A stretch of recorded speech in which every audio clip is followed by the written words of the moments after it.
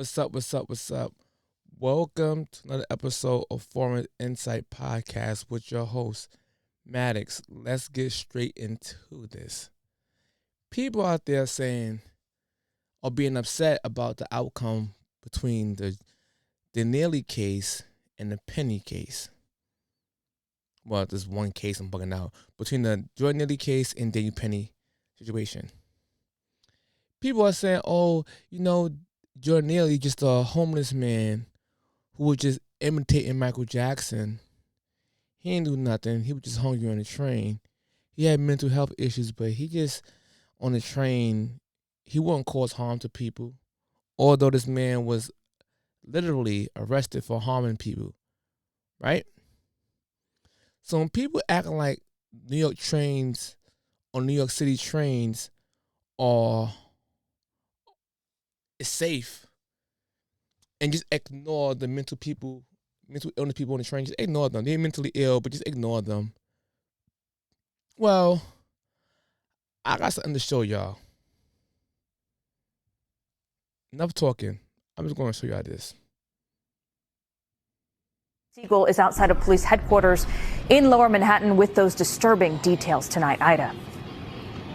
Yeah, that's right, Rana. Police had a news conference just within the last 30 minutes. And in it, the police commissioner called this crime heinous and said she was glad that they do have a person of interest that is in custody at this hour. Take a look at the person. This is a picture of the man police had been searching for since just after 7:30 this morning.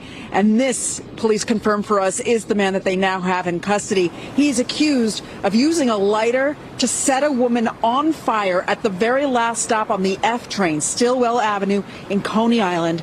Police say their suspect was riding the train along with the victim, who appeared to be sleeping. And then, for reasons that are unknown, he set her on fire. The entire interaction was captured on surveillance video inside the subway car.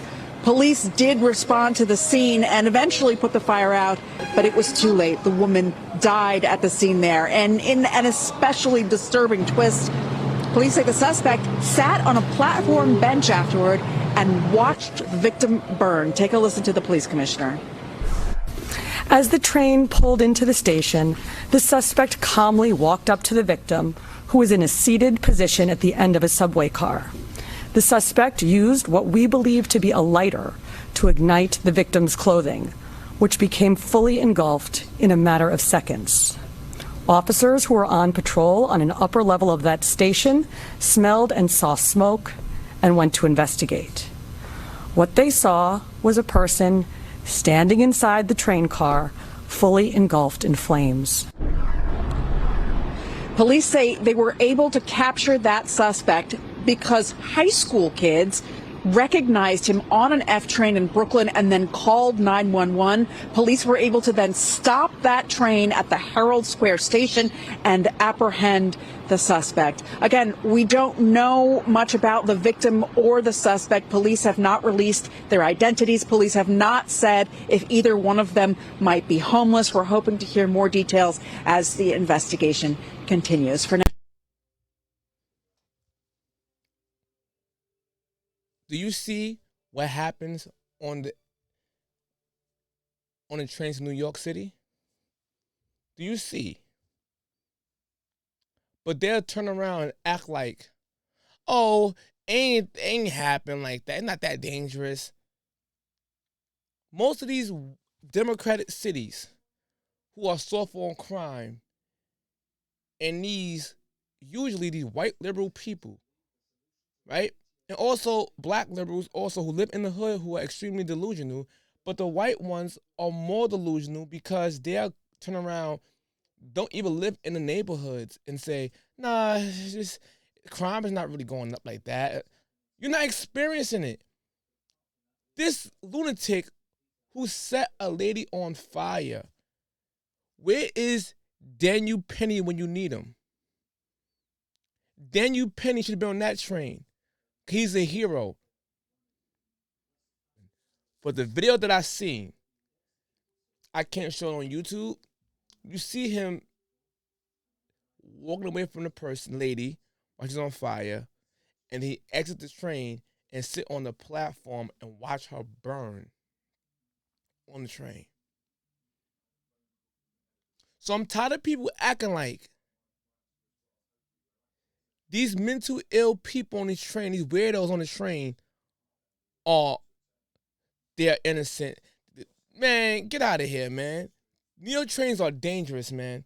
But wait, I have another one. Watch this.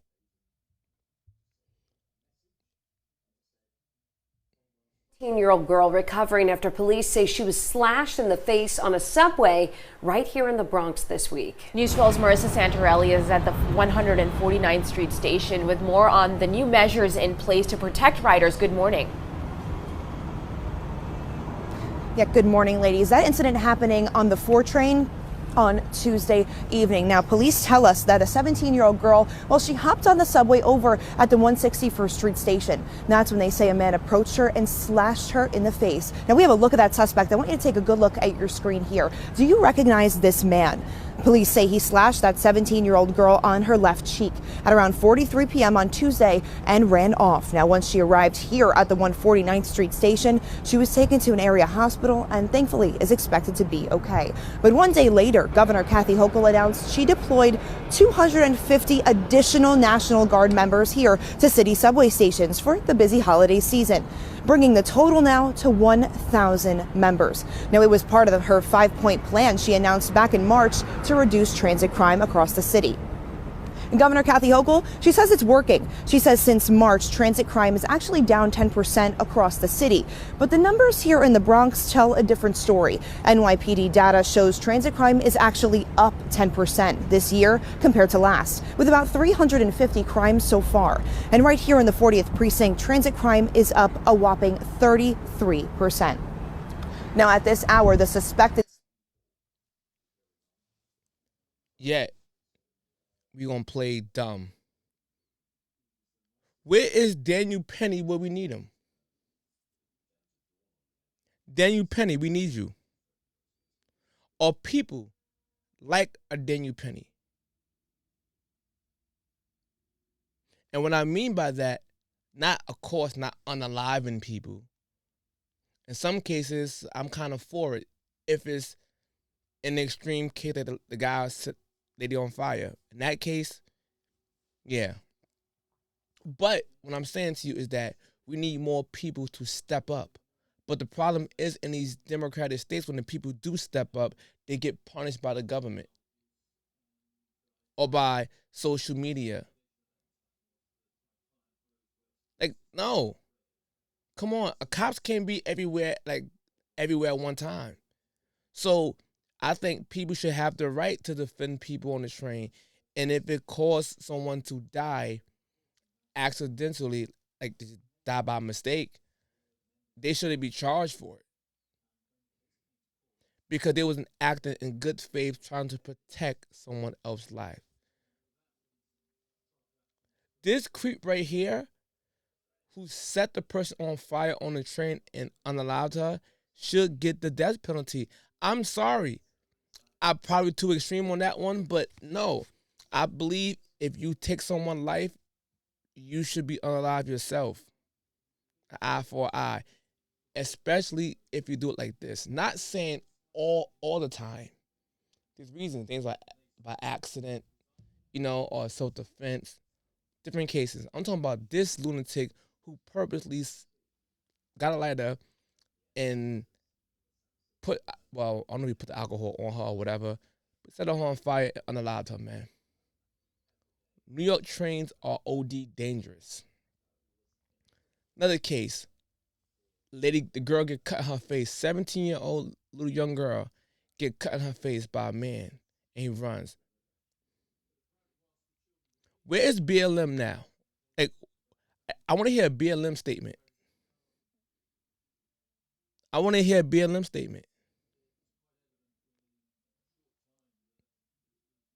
They're quiet. Had it been a white person setting a black woman on fire, they come out the woodworks. Had it been a white man slashing a black girl in the face,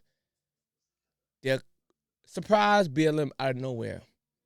Even if the white person wasn't law enforcement.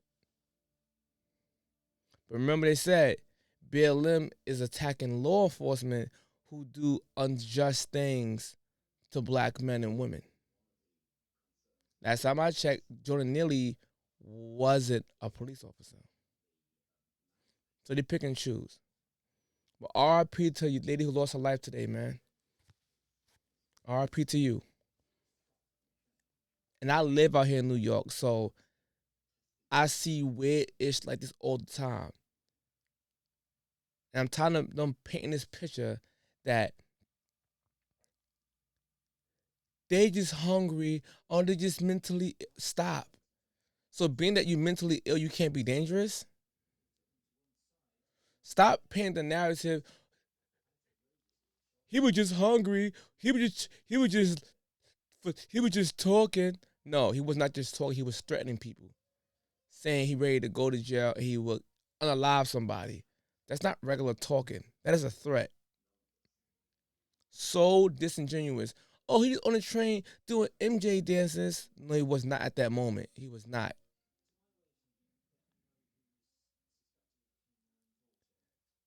This guy looked like a migrant to me. I could be wrong. The guy who cut the girl in the face. They probably gonna come up with an excuse. He came from a troublesome background, and his mother worked 14 jobs, and his father wasn't there. That's not no excuse to go outside doing degenerate stuff like cutting people in the face. No. So everybody out there, man, get up in the morning, going to work, come home from work, please be safe, man. Watch out for yourselves. Watch out for your neighbor. Please, man. If anybody on the train act weird, y'all all should jump that person. The whole train cart. The more you get scared and divided, the more they're going to keep doing these type of weird attacks. With that being said, man, later.